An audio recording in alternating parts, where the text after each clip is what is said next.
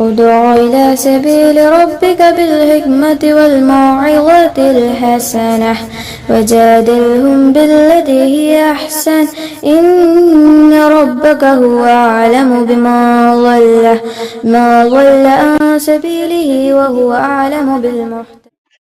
ഈ കരാറിൽ സ്ത്രീയെ പൂർണ്ണമായിട്ട് പുരുഷൻ സംരക്ഷണം ഏറ്റെടുക്കുകയല്ല ചെയ്യുന്നത്. ഇത് കടത്തി പറയുന്ന ആൾക്കാരുണ്ട്. ആ ശൈലിയിലേക്ക് ഞാൻ പോകുന്നില്ല എന്നുള്ളൂ, കാര്യങ്ങൾ മനസ്സിലായാൽ മതി. ഇങ്ങനെ ഒരു വിവാഹത്തിലൂടെ ആ സ്ത്രീയുടെ ആജീവനാന്തമുള്ള പൂർണ്ണമായ സംരക്ഷണം ഈ പുരുഷൻ ഏറ്റെടുക്കുന്നു എന്ന ഒരർത്ഥം ഇസ്ലാമിലെ നിക്കാഹുമായി ബന്ധപ്പെട്ടില്ല. ഈ സ്വർണ്ണാഭരണം അല്ലെങ്കിൽ ഈ വെള്ളി അല്ലെങ്കിൽ ഈ ഒരു മൂല്യം മഹറിനു പകരമായി നിങ്ങളുടെ മകൾ ഇന്നാലിനവളെ നിങ്ങൾ എനിക്ക് നിക്കാഹ് ചെയ്ത് തന്നതിനെ, ഇണയാക്കി തന്നതിനെ, ഭാര്യയാക്കി തന്നതിനെ ഞാൻ സ്വീകരിച്ചു, തൃപ്തിപ്പെട്ടു. ഇതിലെവിടെയാണ് പൊന്നാര ഉസ്താദെ എൻ്റെ കൂടെ ജീവിക്കുന്ന കാലത്തോളം ഇവളുടെ കാര്യം മൊത്തം ഞാൻ നോക്കിക്കോളാം എന്നൊരു കരാറ്? അങ്ങനെ ഒരു കരാറില്ല. എന്ന് മാത്രമല്ല, ഈ ആരോ അതിലൊരു കമന്റ് ചെയ്തിട്ടുണ്ട്, നിന്റെ വിവാഹം ഇങ്ങനെ കഴിഞ്ഞെന്ന് വെച്ചിട്ട്. ആജുപോലെ കമന്റിന് ഉത്തരം വ്യാഖ്യാനത്തിലേക്ക് ഇങ്ങനെ പൊതുസമൂഹത്തിൽ പറയാൻ പറ്റാത്തതുകൊണ്ട് നമുക്ക് അതിന്റെ ഉത്തരം നോക്കണ്ട. ഓക്കെ, ഇതില് ഒന്നാമത്തെ വിഷയം വ്യാഖ്യാനത്തിൽ പറയുന്നത് എന്താണ്, ഇതിനകത്ത് എവിടെയാണ് കരാർ, ഇതിനകത്ത് സംരക്ഷിക്കുമെന്ന് എവിടെ പറയുന്നു? ഇപ്പൊ വ്യാഖ്യാനത്തിൽ പറഞ്ഞാൽ അത്രയും കടത്തിയും പറയാറില്ല. പുരുഷന്മാര് ഞാൻ സ്വീകരിച്ചിരിക്കുന്നു എന്ന് മാത്രമേ പറയാറുള്ളൂ. അത്രയും പറഞ്ഞാലും വിവാഹം സാധുവാകും. ഇനി ലിയാഖത്തലിയുടെ ചോദ്യം നമുക്ക് മുമ്പ് നമ്മുടെ കുറച്ച് മുമ്പത്തെ ഒരു ഡിബേറ്റിൽ നമ്മുടെ അദ്ദേഹം ചോദിച്ചിട്ടുണ്ടായിരുന്നു. അതാണ് നമ്മുടെ പ്രൊഫസർ സി രവീന്ദ്രൻ. ഇസ്ലാമിലെ എല്ലാ പ്രവാചകന്മാരെയും നിങ്ങൾ അക്സെപ്റ്റ് ചെയ്തു പറഞ്ഞിട്ട് നിങ്ങൾ ലാ ഇലാഹ ഇല്ലല്ലാഹ് മുഹമ്മദ് റസൂലുള്ളാഹി എന്ന് മാത്രമേ പറയുന്നുള്ളൂ, എന്തുകൊണ്ട് ഈസാ റസൂലുള്ളാഹി മൂസാ റസൂലുള്ളാഹി എന്ന് പറയുന്നില്ല എന്നുള്ളൊരു ചോദ്യം ചോദിച്ചിട്ടുണ്ടായിരുന്നു. അതേ ലോജിക്കാണ് ലിയാഖത്തലിയുടെയും പറയുന്നത്. ഇസ്ലാമില് വിവാഹം എന്ന് പറയുമ്പോൾ ആ വിവാഹത്തിൽ കുറെ കാര്യങ്ങളുണ്ട്. ഇപ്പൊ നമ്മളൊരു കോൺട്രാക്ട്, ഇന്ത്യൻ നിയമപ്രകാരം നമ്മളൊരു കോൺട്രാക്ട്, ഒരു റെന്റ് ഡീഡ് എഴുതുകയാണെങ്കിൽ അതിനകത്ത് എല്ലാ കാര്യങ്ങളും ഉണ്ടാകത്തില്ല. അതിനകത്ത് ചില കണ്ടീഷൻസ് ഉണ്ടാവും, ബാക്കിയെല്ലാം ഇന്ത്യൻ ലോയിൽ ഓൾറെഡി ഉണ്ടാവും. അതേപോലെ നമ്മളിപ്പം വിവാഹ രജിസ്ട്രേഷനിൽ മുസ്ലിം ലോന്റെ അടിസ്ഥാനത്തിലുള്ള വിവാഹ രജിസ്ട്രേഷനിൽ ഇസ്ലാമിക ലോ എല്ലാം എഴുതിയിട്ടില്ല. അതെല്ലാം ഭരണഘടനയാണുള്ളത്. അതേപോലെ ഖുർആനിലും ഹദീസിലും ആ ഫിഖ് മസലകൾ ഫുള്ള് അതിന്റെ അടിസ്ഥാനത്തിലാണ് എന്ത് ചെയ്യുന്നത്, ആ വിവാഹം നടക്കുന്നത്. അപ്പൊ ആ വിവാഹത്തിന് വിവാഹം കഴിച്ചു എന്ന് പറയുമ്പോൾ തന്നെ ആ നിയമങ്ങളെല്ലാം വന്നു. അല്ലാതെ ഞാൻ പറയാണ് ഞാന് അപ്പം വ്യാഖ്യാനത്തിൽ പറയുന്നവരാണെങ്കിൽ സംരക്ഷിക്കുന്നു മാത്രമല്ലല്ലോ ഇല്ലാത്തത്, പരസ്പരം ഫിസിക്കൽ റിലേഷൻഷിപ്പിൽ ഏർപ്പെടാം എന്നുള്ളതില്ലല്ലോ. അപ്പം വ്യാഖ്യാനത്തിൽ അതും ഇല്ല, അപ്പൊ അത് ചെയ്യാൻ പാടില്ല, അങ്ങനെ ചെയ്യേണ്ട ആവശ്യമില്ല എന്ന് വ്യാഖ്യാനത്തിൽ പറയും. അപ്പോ സത്യം പറഞ്ഞാൽ ആ ലോജിക്ക് തന്നെ യഥാർത്ഥത്തിൽ ഒരു വിഡ്ഢികൾക്ക് പോലും ഇതിനേക്കാൾ നല്ല ബുദ്ധി ഉണ്ടാവും എന്നൊക്കെ പറയൂലേ, അതേപോലെയാണ് വ്യാഖ്യാനത്തിൽ ആ ലോജിക്ക്. ഇനി വ്യാഖ്യാനത്തിൽ പറയുന്ന വേറൊരു കാര്യമുണ്ട്, കോൺട്രാക്ട്. ഇതിനകത്ത് എന്താണ്, പുരുഷന്മാര് ഇങ്ങനെയൊന്നും ചെയ്യേണ്ട ആവശ്യമില്ല എന്നുള്ളത് വ്യാഖ്യാനത്തിൽ പറയുന്നുണ്ട്.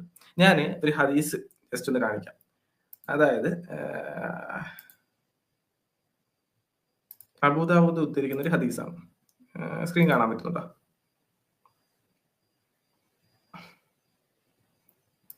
ഓക്കെ. ഈ ഹദീസിന് നമ്മൾ പോകുന്നതിന് മുമ്പ് ഈ ഹദീസിന്റെ ചാപ്റ്റർ, അതായത് നമ്മുടെ ബാബിന്റെ പേര് തന്നെ ഒന്ന് നോക്കിയാൽ മതി. The right of a woman upon her husband, അതായത് ഭർത്താവിൽ നിന്ന് കിട്ടേണ്ട അവകാശങ്ങൾ, ആരുടെ, പെണ്ണിന്റെ, ഭാര്യയുടെ, അതാണ് ആ ബാബിന്റെ പേര്. ഓക്കെ, അപ്പം ഭാര്യയ്ക്ക് ഭർത്താവിന്റെ നിന്ന് കുറച്ച് അവകാശങ്ങൾ ഉണ്ട് എന്നുള്ളതാണല്ലോ അതിന്റെ അർത്ഥം. ആ ഹദീസിന് അങ്ങനെ ഒരു ബാബ് കൊടുക്കണമെങ്കിൽ അതിനകത്ത് കൃത്യമായിട്ട് പറയുന്നത് ടേക്ക് കെയർ ഓഫ് ഫുഡ്. എങ്ങനത്തെ ഫുഡ്? അവൻ എന്ത് കഴിക്കുന്നോ അതേപോലെ ഫുഡ് കൊടുക്കുക. അവൻ എന്ത് വേഷം ധരിക്കുന്നു അതുപോലെ അവൾക്കും കൊടുക്കുക എന്നുള്ളത് പറയുന്നത്. അതേപോലെ അവളെ കുറിച്ച് എന്താണ്, മോശം ഭർത്താവ്, അവളെ അപമാനിക്കാൻ പാടില്ല, അല്ലെങ്കിൽ അവളെ കുറിച്ച് മോശമായിട്ട് സംസാരിക്കാൻ പാടില്ല. അതേപോലെ തന്നെ അവളെ അടിക്കാൻ പാടില്ല. ഇതെല്ലാം എന്താണ്, ആ പെണ്ണിനെ റൈറ്റ് ആയിട്ട് ഇസ്ലാം പരിചയപ്പെടുത്തിയതാണ്. അപ്പം ആ ഒരു പുരുഷൻ എന്ത് ചെയ്യാണ്, ആ പുരുഷൻ അവൾക്ക് വേണ്ട ഭക്ഷണം കൊടുക്കണം, അതുപോലെ തന്നെ വസ്ത്രം കൊടുക്കണം എന്നുള്ളതാണ് അവിടെ നമുക്ക് മനസ്സിലാക്കാൻ പറ്റുന്നത്. അതേപോലെ സൂറത്ത് ത്വലാഖില് 7-ാമത്തെ ആയത്തില് നമുക്ക് ആ ആയത്ത് നോക്കിക്കഴിഞ്ഞാൽ നമുക്ക് മനസ്സിലാകുന്ന ഒരു കാര്യം എന്താണ്, എങ്ങനെയാണോ, അതായത് ഒരു പുരുഷന് എന്താണോ കഴിയുന്നത്, അതായത് ആ പുരുഷൻ എത്ര അവന്റെ സമ്പാദ്യം എങ്ങനെയാണ്, ആ സമ്പാദ്യത്തിനനുസരിച്ച് എന്ത് ചെയ്യണം, അവൻ ആ പെണ്ണിന് കൊടുക്കണം. ഇപ്പം ഒരു നല്ല പണക്കാരനാണെങ്കിൽ ആ പെണ്ണിന് അതേപോലെ എന്ത് ചെയ്യണം, സംരക്ഷണം കൊടുക്കണം. അതായത് അതിനനുസരിച്ചുള്ള കാര്യങ്ങൾ കൊടുക്കണം. അതിന് അത്രയും ഇല്ല എങ്കിൽ കുറച്ചുകൂടെ കുറഞ്ഞു കൊടുക്കാം എന്നുള്ളതാണ് സൂറത്ത് ത്വലാഖിൽ പറയുന്നത്. ഈ ആയത്തിന്റെ വിശദീകരണത്തില് നമുക്ക് മിക്കുള്ള മുഫസ്സിറുകളും പറയുന്ന ഒരു കാര്യം എന്താണെന്ന് വെച്ച് കഴിഞ്ഞാല്, അങ്ങനെ കൊടുക്കാൻ, ഇപ്പൊ നല്ല വീട്ടിൽ കഴിയുന്ന ഒരു പെണ്ണ്, ആ ഒരു പെണ്ണിനെ ഒരു പാവപ്പെട്ട ഒരാൾ വിവാഹം കഴിക്കാൻ പാടില്ല. ആ പെണ്ണിന് എന്റെ സമ്മതം, അല്ലെങ്കിൽ സമ്മതം മീൻസ് ആ പെണ്ണിനെ ഇങ്ങനെ കൊടുക്കാൻ എനിക്ക് പറ്റുള്ളൂ, അത് ഓക്കെ ആണ്, ആ പെണ്ണിന് അത് ഓക്കെ ആണെങ്കിൽ മാത്രമേ എന്ത് ചെയ്യാൻ പാടുള്ളൂ, അങ്ങനെ വിവാഹം കഴിക്കാൻ പാടുള്ളൂ. അല്ലാതെ ആ പെണ്ണ്, ഇപ്പൊ ഒരു ഉദാഹരണം പറയുകയാണെങ്കിൽ പെണ്ണിന്റെ വീട്ടിൽ വാഷിംഗ് മെഷീൻ ഉണ്ട്, വാഷിംഗ് മെഷീൻ ഇല്ലാത്തൊരു വീട്ടിലേക്ക് വിവാഹം കഴിപ്പിച്ചുകൊണ്ട് വന്നു കഴിഞ്ഞാൽ ആ ഭർത്താവിന്റെ ബാധ്യതയാണ് അവിടെ വാഷിംഗ് മെഷീൻ മേടിച്ചു കൊടുക്കുക എന്നുള്ളത്. ഇതാണ് ഇസ്ലാമിന്റെ ഫിഖിന്റെ, നമ്മൾ ഫിഖ് ഗ്രന്ഥങ്ങളൊക്കെ എടുത്തു കഴിഞ്ഞാൽ മനസ്സിലാവുന്നത്. അപ്പം നമ്മൾ മനസ്സിലാക്കേണ്ട ഒരു കാര്യം എന്ന് വെച്ച് കഴിഞ്ഞാല് കൊടുക്കാനുള്ള ബാധ്യത എന്ന് വെച്ചാൽ എങ്ങനെയാണ്, ആ ഭാര്യയ്ക്ക് എങ്ങനെയാണോ ജീവിച്ചിരുന്നത് അതേപോലെ കൊടുക്കണം എന്നുള്ളതാണ്. അപ്പം അത്രയ്ക്കും കൃത്യമായിട്ട് ഇസ്ലാം ഒരു പെണ്ണിനെ ഭർത്താവിന് നിന്ന് കിട്ടേണ്ട കാര്യങ്ങൾ എങ്ങനെ കൊടുക്കണമെന്ന് കൃത്യമായിട്ട് പഠിപ്പിച്ച മതമാണ് ഇസ്ലാം. അല്ലാതെ ഒന്നും ലിയാഖത്ത് പറഞ്ഞ പോലെ ഒന്നും കൊടുക്കാൻ പഠിപ്പിച്ചിട്ടില്ല, അതൊന്നും പറയുന്നില്ല, അതുകൊണ്ട് കൊടുക്കണ്ട എന്നുള്ള ആ ഒരു മണ്ടൻ ലോജിക് ഉണ്ടല്ലോ, അതിവിടെ വേണ്ട. പിന്നെ ഇതേ ക്വസ്റ്റ്യൻ നമുക്ക് തിരിച്ച് എവിടെ ചോദിക്കേണ്ടതുണ്ട്, നമ്മുടെ ഇവിടെ പറയുന്ന ലിവിങ് ടുഗദർ വല്ലതും കൊടുക്കേണ്ട ആവശ്യമുണ്ടോ? ഒന്നും കൊടുക്കേണ്ട ആവശ്യമില്ല. അവർക്ക് അവളുടെ രീതിയിൽ പോവാം, അവന് അവന്റെ രീതിയിൽ പോവാം എന്നുള്ളതാണ് അവിടെ നമുക്ക് മനസ്സിലാക്കാൻ പറ്റുന്നത്. ഇത് മോശമാണെന്ന് പറയാൻ ലിയാഖത്ത് ഒരു വോയിസും ഇല്ല എന്നുള്ളതും കൂടി ആദ്യമായിട്ട് ഞാൻ നിർത്തുന്നു.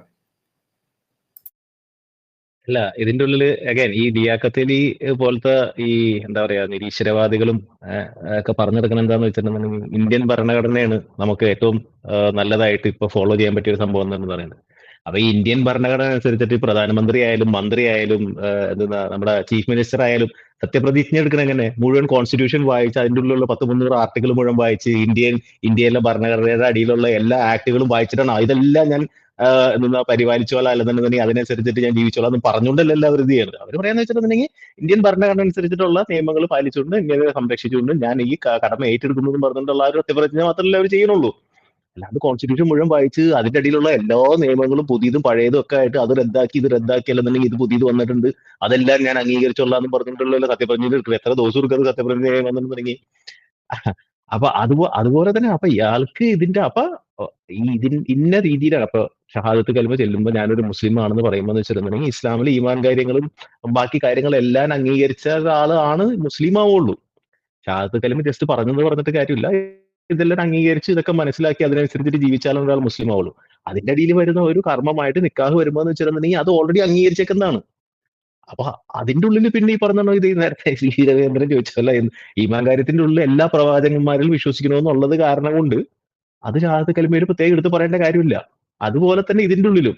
അപ്പൊ ഇവർക്ക് എന്ന് വെച്ചിട്ടുണ്ടെങ്കിൽ ഈ ഇതിന്റെ എല്ലാത്തിന്റെ പ്രശ്നം എന്ന് വെച്ചിട്ടുണ്ടെങ്കിൽ വെറുതെ ഒരു കൊഞ്ഞനം കുത്തിയുള്ള ഒരു വാദം കൊണ്ടുവരാ എന്നുള്ളതല്ലാണ്ട് അതിന്റെ ഉള്ളിൽ യുക്തി ഉണ്ടോ, അതിന്റെ ഉള്ളിൽ വേറെ ഏതെങ്കിലും അവര് പറയുന്ന കാര്യത്തിലേക്ക് ആ വാദം കൊണ്ടുവന്നിട്ടുണ്ടെങ്കിൽ അത് അവരെങ്ങനെ ബാധിക്കുന്ന ചിന്ത പോലും ഇല്ലാണ്ടാണ് ഈ പറഞ്ഞുകൊണ്ടിരിക്കുന്നത്. അതിന്റെയൊക്കെ പ്രശ്നമാണ്. നേരത്തെ പറഞ്ഞതെന്ന് വെച്ചിട്ടുണ്ടെങ്കിൽ ഇതിൽ നിന്ന് അവരുടെ നീയത്ത്, അവരുടെ ഉദ്ദേശം എന്താണെന്നുള്ളത് മനസ്സിലാവും. ഇത് നന്നാക്കാനോ അല്ലെന്നുണ്ടെങ്കിൽ സമൂഹത്തിൽ നന്മ കൊണ്ടുവരാനോ അല്ലെന്നുണ്ടെങ്കിൽ ഒരു തിന്മ മാറ്റാനോ എന്നുള്ള ഒന്നുമല്ല. അവർക്ക് എന്തെങ്കിലും ഒരു ഇപ്പൊ ചെലവാവുന്ന ഒരു സബ്ജക്ട് എടുത്ത് അതിനെ അടിച്ച് എങ്ങനെയെങ്കിലും കാശുണ്ടാക്കുക അല്ലെങ്കിൽ അവരുടെ വേറെ ഏതെങ്കിലും കാര്യങ്ങൾ നടത്തുക എന്നുള്ളതാണ് അവരുടെ ഉദ്ദേശമുള്ളൂ. മാത്രമാണ് അപ്പൊ അത് തന്നെയാണ് ഉദ്ദേശം. അല്ലെങ്കിൽ ഇത്രയും വലിയൊരു മണ്ടത്തരം പറയുമോ? ആ ഇത് ഞാൻ നിങ്ങൾ ഹലാലായ ഭാര്യയ്ക്ക് നിങ്ങളെ നിക്കാഹ് ചെയ്ത് തരുന്നു എന്ന് പറഞ്ഞാല് ആ കോൺട്രാക്ട്, നിക്കാഹ് എന്ന് പറഞ്ഞാൽ കോൺട്രാക്ടിന്റെ കണ്ടീഷൻസ് എവിടാണ്? അത് ഫുൾ ഖുറാനിലും ഹദീസിലും ഉള്ളതെല്ലാം കണ്ടീഷൻസ് ആണ്. എത്ര കാര്യങ്ങൾ പറഞ്ഞിട്ടുണ്ട്. സ്ത്രീക്ക് ഉള്ള അവകാശങ്ങൾ, സ്ത്രീക്കുള്ള റെസ്പോൺസിബിലിറ്റീസ്, പുരുഷനുള്ള റെസ്പോൺസിബിലിറ്റീസ്, കുട്ടികളുണ്ടായി അവരെങ്ങനെ കാണണം, അവർ തലാക്ക് എങ്ങനെ, ഇദ്ദ ടൈമിൽ മെയിൻ്റനൻസ് എങ്ങനെ, ഇതെല്ലാ കണ്ടീഷനും ഞാൻ അംഗീകരിച്ചു ഈ വിവാഹത്തിൽ പോയെന്നാണ് എന്റെ അർത്ഥം.